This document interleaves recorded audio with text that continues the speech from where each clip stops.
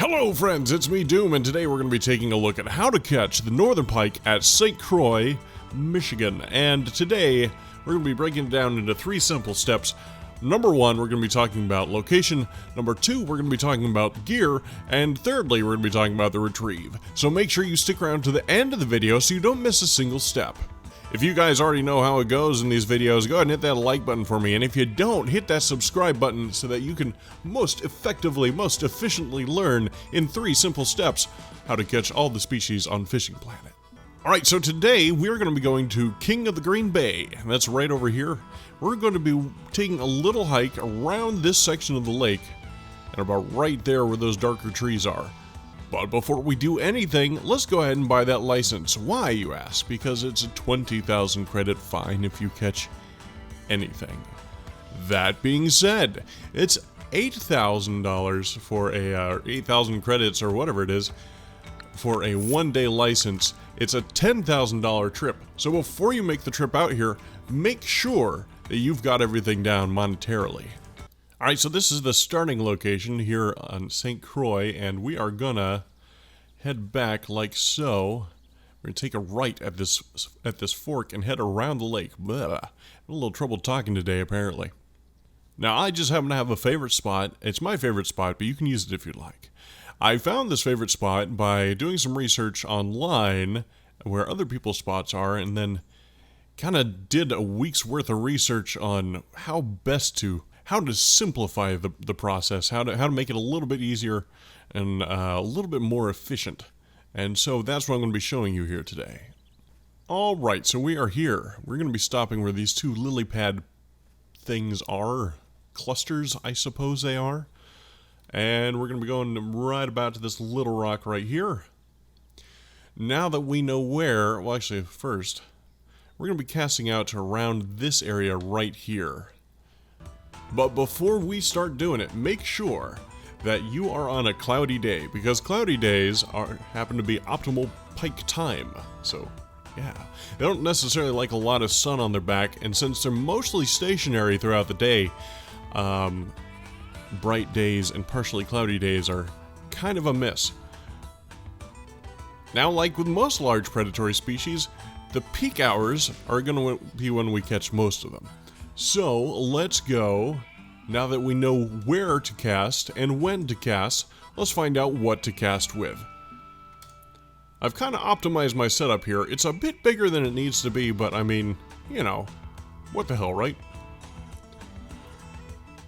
So here I have the Arctic's 11.2 with a maximum line weight of 30 pounds, but I have the rest of my setup going for about a 25-pound max. That being said, I've got the Esperera Double Punch 5500 CE or SE, that's the one, which is a maximum drag of 26.4 pounds, and some .016 fluoroline, which is 25 pounds. So I've got that matched to the reel there, and that'll give me a decent cast. But one thing we are going to be doing is we're going to be using the X series hooks. You can use regular hooks. It doesn't have to be X series, but I just happen to have a large quantity of them, so we're going to be using those guys, number 4/0. And guys, before you head out, before you head over to Michigan, make sure snag as many shiners as you can afford. Shiners and large minnows are what these guys go after. Now, as it turns out, a little bit of, my grind revealed that shiners seem to work a little bit better. So now that we know where to cast, when to cast, what to cast with, it's time to cover the final part of this, which is the retrieve.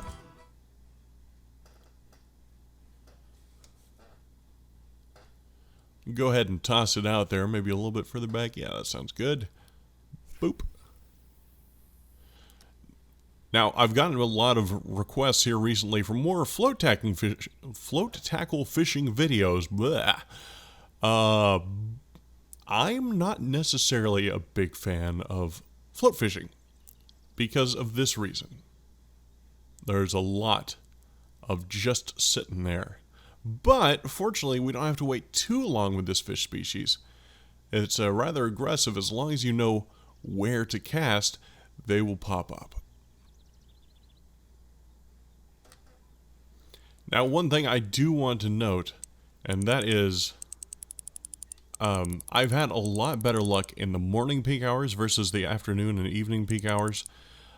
It's not that I've caught less, it's that I've caught different fish species, a larger variety. But as you can see here, we have a pretty good-sized trophy. Yep, there it is, a trophy northern pike, and it's not too bad monetarily. Now, I don't have premium, so if you do have premium, expect double this amount per fish.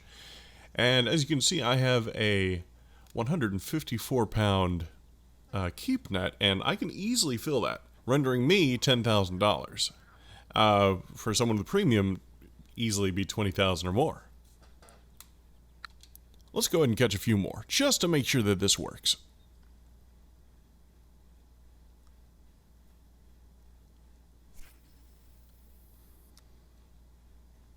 Now, as I said before, pike are predatory ambushing species, which means that they're going to lie in wait in the reeds or in the lily pads and wait for prey to come to them before they strike, much like a gar. And boom, just like that, you get another on the line. This one's a little bit bigger than the last one. It's actually putting up a little bit of a fight.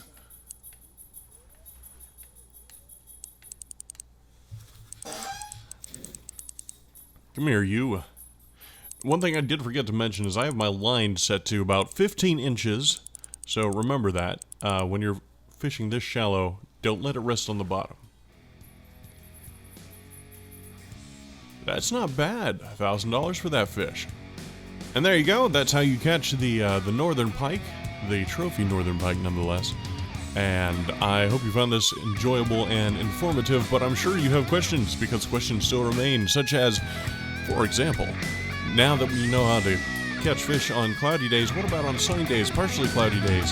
What about at nighttime? Well, you can find out the answers to those and more on the next episode of VonDOOM Gaming!